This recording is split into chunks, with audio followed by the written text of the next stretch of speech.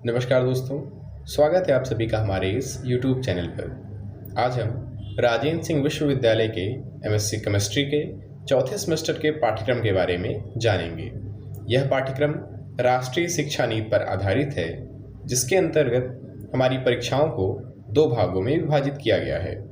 पहला theory examination, दूसरा practical examination. अगर हम थियरी एग्जामिनेशन की बात करें तो इसमें हमारी दो अनिवार्य परीक्षाएं, ऑर्गेनिक स्पेक्ट्रोस्कोपी, दूसरी ऑर्गेनोमेटेलिक केमिस्ट्री। इसके अलावा हमारे इलेक्टिव पेपर्स होते हैं जिसमें किसी दो विषय पर परीक्षाएं होती हैं। Inorganic spectroscopy, photochemistry, quantum chemistry और nano materials and solid state chemistry. इसके अलावा कौशल बढ़ाने के लिए परीक्षाएं होती हैं जिसमें किसी एक विषय पर परीक्षा देनी होती है, जैसे रीअरेंजमेंट्स इन ऑर्गेनिक सिंथेसिस और मॉलिक्यूलर स्पेक्ट्रोस्कोपी।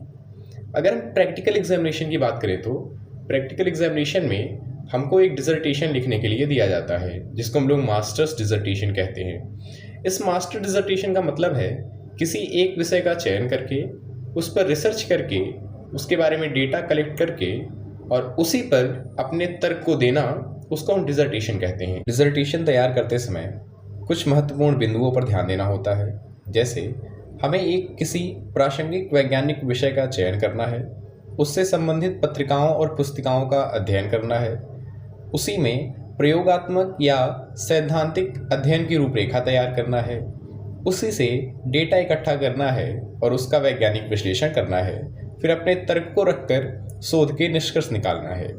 इसके पश्चात सेमेस्टर के अंत में हमें अपने डिसर्टेशन प्रोजेक्ट को जमा करना होता है, जिसके बाद बाहरी परीक्षक द्वारा हमारा वाइवा लिया जाता है और इसमें पास होने के लिए कम से कम 36% अनिवार्य होता है।